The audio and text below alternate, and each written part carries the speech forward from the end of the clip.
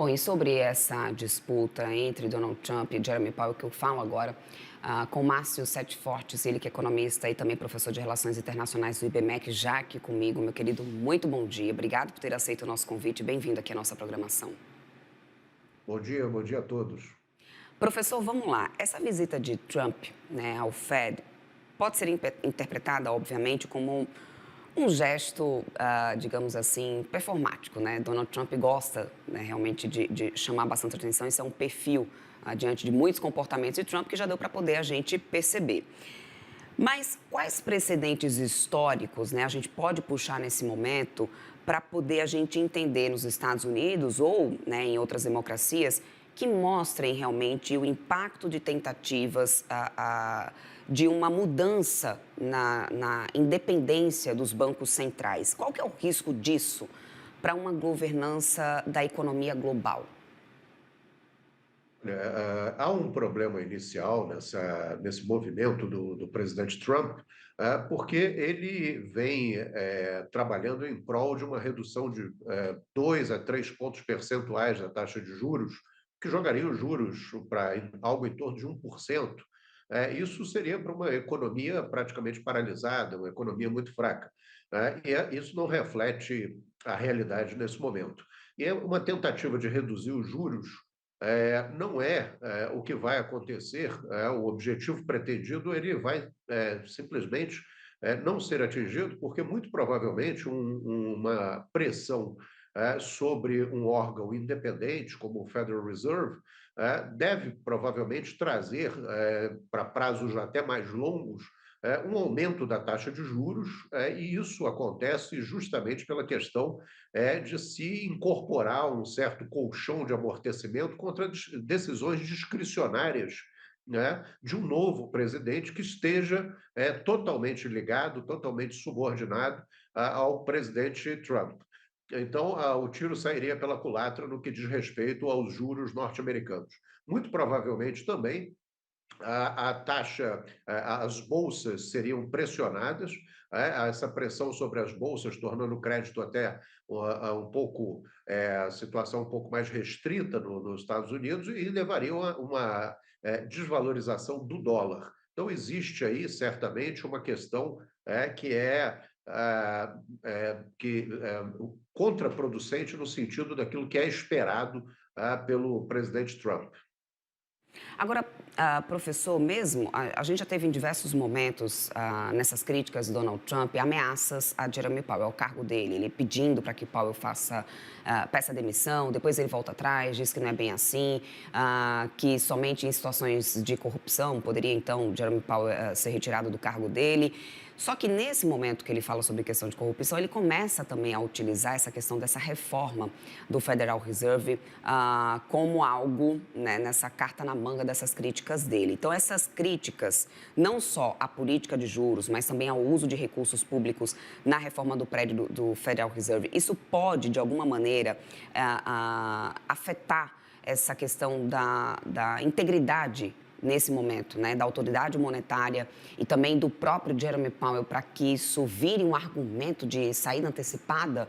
Você enxerga essa possibilidade ou você acha que isso, né, fica dentro daquele campo realmente da falácia, das críticas, né, sempre deliberadas ali do Donald Trump?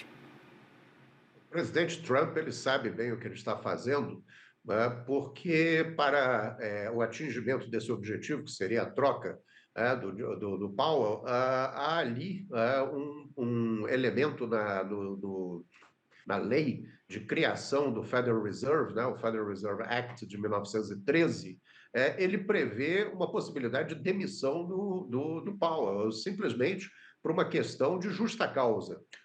Apesar do que não há ali uma definição do que seria exatamente justa causa. E talvez o presidente norte-americano esteja procurando, nessa crítica à má gestão de recursos públicos, o elemento necessário para ele afirmar que há uma justa causa pelo uso indevido, ou pelo uso que causa ali um aumento desnecessário, segundo ele, do valor da obra de reforma do prédio, ou seja, seria a má gestão de recursos recursos públicos que poderia ser chamada de justa causa, justamente para conseguir a demissão do presidente do Fed. Uhum. E agora falando um pouco mais sobre essa questão do enfraquecimento, né, do papel sistêmico do dólar, como o senhor já mencionou um pouco aqui logo no início do nosso papo, em termos, né, de teoria, né, das relações internacionais, a tentativa de pressionar publicamente o Federal Reserve, é claro, pode ser vista aí como parte, né, dessa agenda de Donald Trump, dessa agenda política e econômica dele. E eu queria entender do teu ponto de vista, até que ponto isso, para além do enfraquecimento do dólar, também afeta os padrões multilaterais? Olha, existe um risco nessa história, que é a substituição de um presidente em pleno exercício, né? O presidente do Federal Reserve em pleno exercício. Essa substituição, isso é algo que tem efeitos secundários pelo mundo afora, porque há ali toda uma questão de centrada na figura do próprio presidente, há uma questão centrada no equilíbrio das decisões, há uma questão centrada na independência do Federal Reserve, e isso traz um ambiente um pouco ou um tanto quanto imprevisível para o mercado. Uhum. Embora o mercado já esteja precificando essa saída, embora o mercado já esteja considerando que existe essa possibilidade, isso traz uma certa insegurança institucional para um país em que a questão da segurança está associada, diretamente associada à moeda que é a moeda de reserva internacional, é a moeda de referência para trocas internacionais. Então, existe ali um risco bastante estranho nessa história. Por outro lado, também nós temos que voltar ali para abril, maio, quando o mercado estava percebendo algo no sentido de que as declarações do presidente dos Estados Unidos estavam derrubando a Bolsa, chegou a cair até fortemente em determinado período, e essa derrubada, o mercado alegava que isso seria algo feito de maneira intencional para que o dinheiro migrasse para os treasuries, e essa migração para os treasuries provocasse em contrapartida, uma necessidade de redução das taxas de juros para que houvesse uma rolagem de dívida a juros mais baixos. Então, há ali todo um encadeamento de decisório que afeta o mercado de uma maneira geral. Agora, esse movimento também, ele pode ser influenciado de fora para dentro. Uhum. O recente acordo comercial dos Estados Unidos com o Japão, ele pode muito bem, de certa forma, mascarar uma tentativa dos Estados Unidos em se aproximar de um parceiro tradicional, permitindo que ele negociasse tarifas comerciais mais satisfatórias, até porque o Japão, com um possível aumento de taxa de juros naquele país, poderia provocar uma operação de carry trade com o retorno de dinheiro àquele país, reduzindo o volume de recursos investidos, japoneses investidos nos Estados Unidos, afetando duramente a economia norte-americana. Uhum. Então, há todo um encadeamento global das ações, nada é por um acaso. Uhum. Agora, pensando em Brasil, para tentar localizar o Brasil no meio de toda essa história, professor, essa crise institucional, né, essa crise institucionalizada, como o senhor mencionou, claro, como o senhor mesmo disse, afeta, né, globalmente todo mundo, mas de que maneira especialmente pode afetar emergentes e principalmente o Brasil?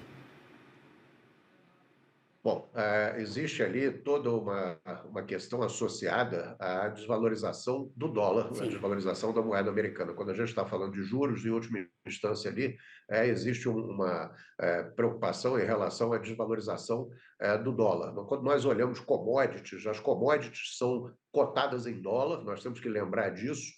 Então, essa desvalorização do dólar levaria uma demanda maior por commodities para um país exportador de commodities, principalmente commodities agrícolas, como nós somos. Isso seria bastante positivo, tá, no sentido de que haveria um aumento da demanda por essas commodities num segundo momento. Agora, nós temos que lembrar que esse aumento de demanda aqui é uma coisa teórica que nós estamos falando em relação a preço, em função da desvalorização inicial do dólar. E o que nós temos que pensar é que, nesse momento, há ali uma preocupação muito grande para o Brasil, por exemplo, quanto à colocação de muitas dessas commodities no mercado norte-americano, face ao calendário exíguo que nós temos agora, de 1º de agosto, que se aproxima, em função da aplicação das tarifas de 50%, que deve dificultar ou praticamente impedir a colocação de muitos produtos, de muitas dessas commodities no mercado norte-americano. Uhum. Agora, professor, a gente tem essa visita de Trump e também essas críticas, apesar da gente ter tido a sinalização, né, de Trump de que não vai ter uma demissão nesse momento, a gente tem críticas inclusive ainda, né, de Trump em relação à taxa básica de juros. E bem, uma semana anterior, né, a essa reunião do FONC. De que maneira o senhor acredita que isso pode aumentar o ruído na comunicação da política monetária americana e provocar, de repente, uma reprecificação dos ativos globais? Olha, o problema é que o presidente Trump ele segue numa direção, como ele vinha fazendo nesse caso, com duras críticas ao presidente do Fed, e depois, ontem, depois da visita, ele volta atrás, ele diz que não é bem isso, não é o que ele gostaria, muito provavelmente pelos efeitos negativos que podem haver em função dessa substituição de um presidente de uma instituição independente em pleno exercício do cargo. E isso tem um efeito de propagação nos mercados globais a partir do momento em que você afeta a perspectiva de taxas de juros mais longas, que certamente precificarão um colchão de amortecimento em relação a decisões discricionárias de um novo presidente que esteja ligado diretamente ao presidente norte-americano. Professor, só para poder finalizar aqui esse nosso papo, de que maneira o senhor acredita, e se acredita, né, se o senhor vê essa possibilidade de Donald Trump estar utilizando o Federal Reserve, Jerome Powell especificamente, como um bode expiatório para justificar eventuais impactos à economia americana, de todas essas decisões ou de todo esse rebuliço, né, se assim acho que é o termo que a gente pode, né, utilizar nesse momento, que Donald Trump tem feito na economia, tem causado na economia, tanto americana como global? Quando nós olhamos os dados do índice de preço ao consumidor do mês de junho, né, nós estamos em julho, em relação a junho, subiu 2,7% em relação ao ano passado, ao mesmo período do ano passado. Há ali um pequeno já indicativo de que a inflação pode estar esticando dentro dos Estados Unidos, começando a mostrar resultados negativos oriundos do repasse do sobrepreço que vem com as tarifas mais elevadas de importação, contaminando os preços dentro do mercado norte-americano.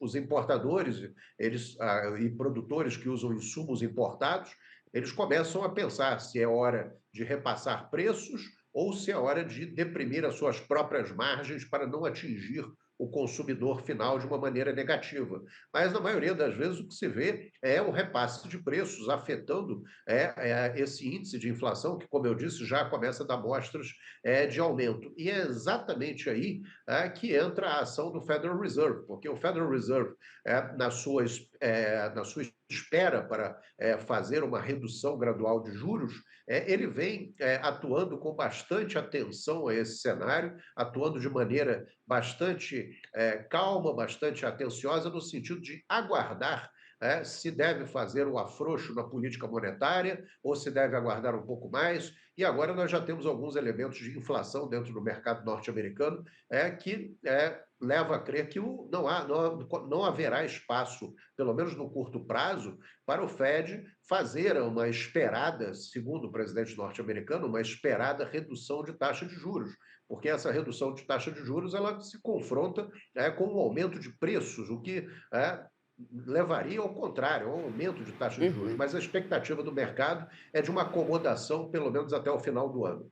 Perfeito, professor. Quero muito agradecer o seu tempo aqui conosco. Conversamos com Márcio Sete Fortes, economista e professor de Relações Internacionais do IBMEC. Sempre bem-vindo por aqui, professor. Uma ótima sexta-feira para o senhor e até uma próxima.